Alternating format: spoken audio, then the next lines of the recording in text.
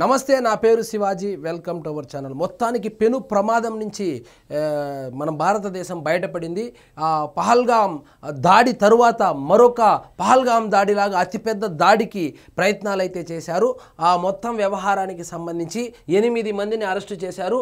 అందులో విస్తుపోయేటువంటి విషయాలు బయటపడ్డాయి. ఏంటంటే అందులో 3 డాక్టర్లు ఉన్నారు. డాక్టర్లుగా చదువుకొని ఎంబీబీఎస్ చదివి ఉన్నత చదువులు చదివి విదేశాలలో చదివినటువంటి వీళ్ళు జైషే మహమ్మద్ గ్రూపుతో సంబంధాలు పెట్టుకొని విద్యార్థులు ఎవరైతే ఉన్నారో వాళ్ళను కూడా ఉగ్రవాదం వైపు ఆకర్షితులుగా మార్చుకొని వాళ్ళు దేశంలో అల్లకల్లోలాలు సృష్టించడానికి ప్రణాళికలు అయితే రచించారు. మొత్తానికి జమ్మూ కాశ్మీర్ పోలీసులు కావచ్చు, అదేవిధంగా భారత బలగాలు కావచ్చు అప్రమత్తమై సో వాళ్ళను అరెస్ట్ చేసింది. 8 మందిని అరెస్ట్ చేస్తే 2900 కేజీల పేలుడు పదార్థాలను కూడా స్వాధీనం చేసుకోవడం జరిగింది. ఇక్కడ చూడండి, ముజామిల్ షకీల్, అందులో ఒక అతని పేరు ముజామిల్ షకీల్, ఆదిల్ అహ్మద్, వీళ్ళిద్దరూ డాక్టర్లు. సో వాళ్ళు వృత్తిరీత్యా డాక్టర్లు అయినప్పటికీ ఉగ్రవాదానికి ఆకర్షితులై జైషే మహమ్మద్ గ్రూప్తో వాళ్ళు సత్సంబంధాలు కొనసాగిస్తూ భారతదేశంలో కుట్రలు చేస్తూ ఉన్నారు.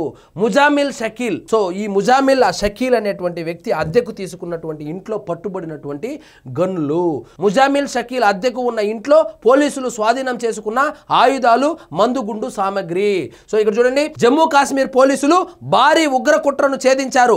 నిషేధిత జైషే మహమ్మద్, అన్సార్ గజ్వత్ ఉల్ హింద్ ఉగ్ర సంస్థలతో సంబంధం ఉన్న 8 మందిని అరెస్టు చేసినట్లు పోలీసులు తెలిపారు. వీరిలో 3 వైద్యులు, అదీల్ అహ్మద్, ముజమ్మిల్ షకీల్, ఇంకో కామెడీ ఏంటంటే ఆ వైద్యుల్లో ఒక లేడీ కూడా ఉందంట. వీరిలో 3 వైద్యులు అదీల్ అహ్మద్, ముజమ్మిల్ షకీల్, షాహీన్లు ఉన్నారు. వారిలో మహిళా డాక్టర్ షాహీన్ను సోమవారం లక్నోలో అరెస్టు చేసి ఆమె కారు నుంచి AK-47 రైఫిల్ని స్వాధీనం చేసుకున్నారు. విచారణ నిమిత్తం ఆమెను వాయు మార్గం ద్వారా జమ్మూ కాశ్మీర్కి తీసుకెళ్లారంట. ఇవి చూడండి, పోస్టర్లు అంటించి పట్టుబడ్డారు. వీళ్ళు ఎట్లా పట్టుబడ్డారంటే పోస్టర్లు అంటించారంట.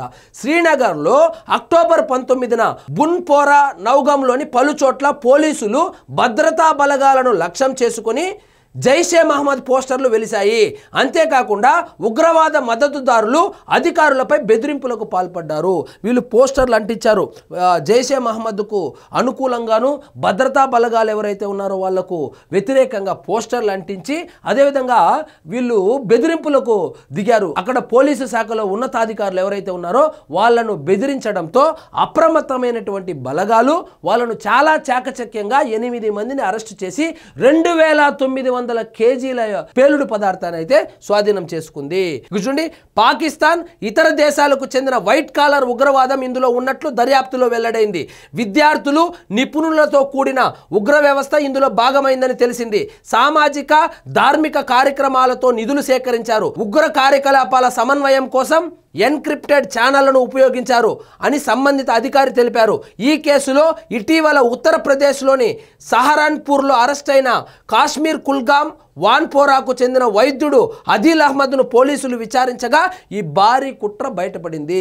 సో ఉత్తరప్రదేశ్లో ఒక డాక్టర్ని అరెస్టు చేస్తే అతన్ని విచారిస్తే అతను మిగిలిన 2 డాక్టర్ల డీటెయిల్స్ ఇవ్వడము, అదేవిధంగా ఆ మిగిలిన అరెస్ట్ అయినటువంటి 8 మంది ఎవరైతే ఉన్నారో వాళ్ళ సమాచారం ఇవ్వడము, వీళ్ళు ఎక్కడెక్కడ పేలుళ్లకు ప్లాన్ చేశారు, అదేవిధంగా ఏ విధంగా నిధులు సేకరించారు, ఎవరెవరిని టార్గెట్ చేశారు, ఏ సంస్థకు చెందిన వాళ్ళు అనేటువంటి ఇన్ఫర్మేషన్ ఆయన ఇవ్వడంతో మొత్తానికి మన భారతదేశం అయితే కనుక పెను ప్రమాదం నుంచి బయటపడింది. సో ఈ అరెస్టులు కనుక జరగకపోయి ఉంటే మరో పహల్గామ్ దాడి అయితే రుచి చూడాల్సి వచ్చి ఉండేది. కానీ భద్రతా బలగాలు అప్రమత్తమై వాళ్ళను అరెస్ట్ చేసి పెను ప్రమాదం నుంచి దేశాన్ని బయటేశాయి. సో ఇక్కడ చూడండి, చదువుకున్న వాళ్ళు, అది కూడా MBBS చదివిన వాళ్ళు, డాక్టర్ వృత్తిలో ఉన్న వాళ్ళు ఉగ్రవాదం వైపు ఆకర్షితులవుతా ఉన్నారంటే ఇంకా ఈ సమాజం ఎటుపోతా ఉందో అసలు భయభ్రాంతులకు గురైతా ఉన్నారు.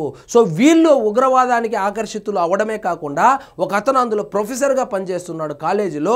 ఆ ప్రొఫెసర్గా పనిచేస్తూ విద్యార్థులు ఎవరైతే ఉన్నారో, విద్యార్థినులు ఎవరైతే ఉన్నారో వాళ్ళను కూడా ఉగ్రవాదం వైపు ఆకర్షితులు అయ్యేటట్లు ప్రసంగాలు చేయడము, వాళ్ళను ప్రేరేపించడం అయితే జరుగుతూ ఉంది.